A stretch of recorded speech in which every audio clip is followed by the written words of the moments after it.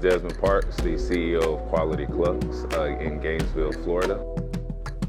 It's always good to know that you can be self-sustainable, but you can go fast by yourself, but you can go far with a team. And so that kind of brings us to why we're here today, and this whole weekend we've had is finally finding my team.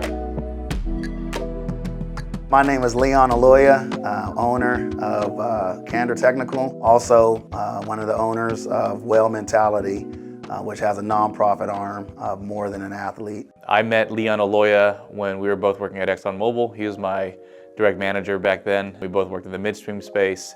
I went on to a couple of other assignments within ExxonMobil. So did he. The last role that I had was executive role within ExxonMobil, running the West Coast Rockies operation from the P&L perspectives. Big business, $2.2 billion revenue kind of business. And I sat there at the age of 40, was executive at that point in time for a year. And I said, I think there's more, and I quit.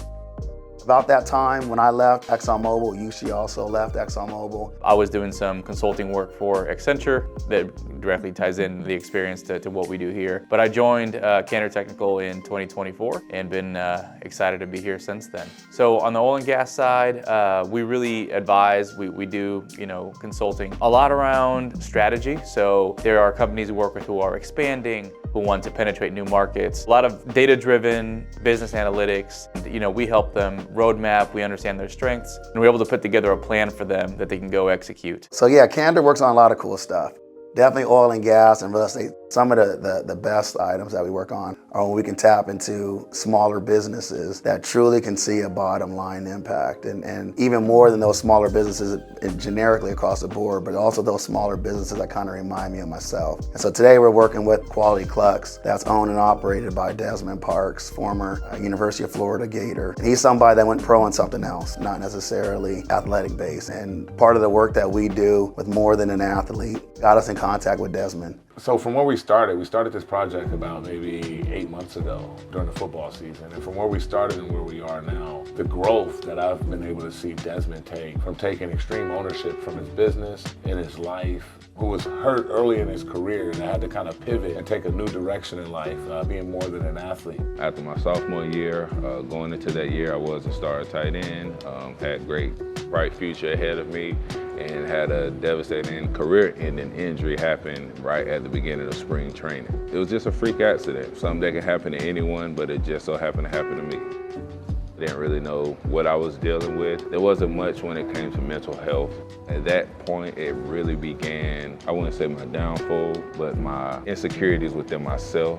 Just like any athlete, you think you're gonna go pro, you wanna get your 3 to 4 years in, maybe get the degree, maybe not, depending on where you're gonna be drafted in the draft. Be that one that made it out of the community, that one that was in an impoverished situation, but you made it out. What I thought people saw in me, they no longer showed, or they never shared them with me anymore because I wasn't providing the service of playing for them on the field, feeling self-blame for myself and, hey, what did I do wrong? Why did this happen to me? That transition from athletics into life is a real challenge, like it is for anybody that's transitioning in life. I actually disassociated myself from the sport that I grew up and loved and what actually got me to Gainesville. From that point, my next team actually became Delta Airlines. Getting into Delta helped me find that sense of team again. And so getting back in that setting, feeling that love, it allowed me to start to flourish and move up the ranks pretty quickly. A lot of the work that Candor does, again with the oil and gas side, brings us to various conferences here in the Houston area. And so one of those such conferences was going on late last year, and a good Rice University alum friend of mine, Stanley Kazeboy, said, hey, look, come to this dinner and just meet and greet. And I happened to sit next to Ed Jarman, who's a big stakeholder with the University of Florida Athletics. And Ed and I were chatting about, like basically, why are you here? Who do you know? What makes you tick in life? And we instantly started talking about football. And I mentioned to Ed our program about More Than an Athlete and how myself, Shalimar Jackson, Jeremiah Imperial, Marcus Dixon, a lot of former New Mexico State athletes, and even San Diego alums were all going pro and other things. As we started talking about those various types of dynamics, Ed instantly felt a connection. Sure enough, like clockwork, maybe a couple months later at the most, Ed called with hey, we think we have somebody that we can help right now. You decided to come in and meet in Houston to get out of Florida, get out of San Diego, to get to one of our central offices so we can meet outside of the location to where we kind of build a collective plan outside of the environments where we work every day. To come and get involved and help him with developing more business structure, increasing his emotional intelligence, extreme ownership, finding some ways to increase his marketing in the business because his product is amazing. So we're here doing just that, going through all of the practices and procedures that Candor does and utilizes and tools to identify all the way back to why are you even in existence. It wasn't something that I was able to plan out and do like any other general proper business.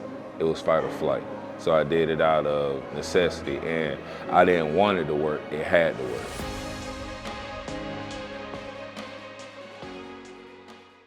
COVID came.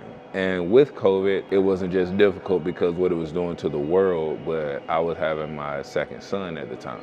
Me working in the airline industry, I'm dealing with hundreds to thousands of passengers a day, and they're flying from all over the world, and I'm not knowing what's coming back. Anyone who's known pregnancy, you may have heard of preeclampsia, hard for her to eat, trying to keep her stress levels down while we're in the middle of a pandemic. At that same time, I'm going from working 50, 60 hours a week to I'm working 10, and that's just to keep my benefits. And there were things out of my control, which is my son being born during COVID at 25 weeks. A regular routine appointment that mom went to turned into emergency rush to the hospital, and hey, we have to have him born tonight or she won't make it either. Something people don't really know is I've already lost a child. My first child that was ever born to me, and my child's mother, literally, he died on my hand.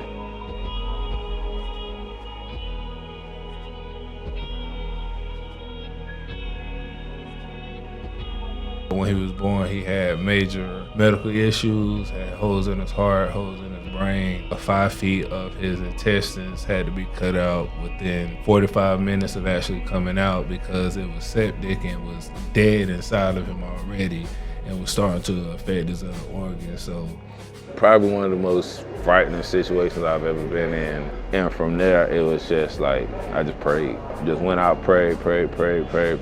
Like, I know he's in surgery. I go in, break the news to her. By the grace of God, about 3 hours later, they come up, say he's out of surgery just fine. He's back in the PICU.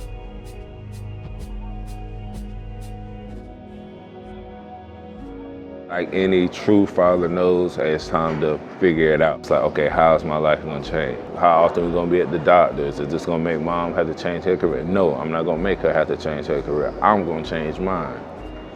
And that's what Quality Clucks came. Just back then, I started thinking, well, I like to cook. I know I can do a pretty good product. What's a way I can get people to at least notice me first? I actually had to invest some of my own money in one of the most darkest times of our country.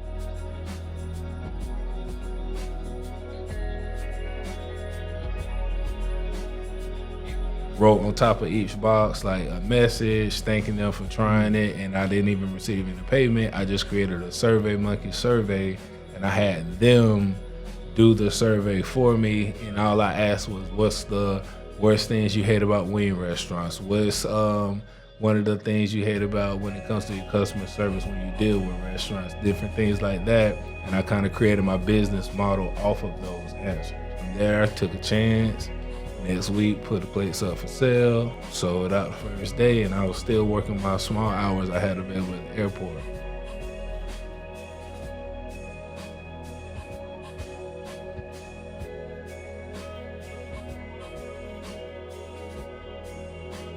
Later on down the line, my son started getting better. He was born in September, ended up coming home February of the following year. So those 5 months, all the holes in his body closed up, thanks to God. That's the only person I know that could have did what I saw in my own eyes and what I saw when he left out of that. That's the only person I know that could have closed that up. And as he got better, my business got stronger.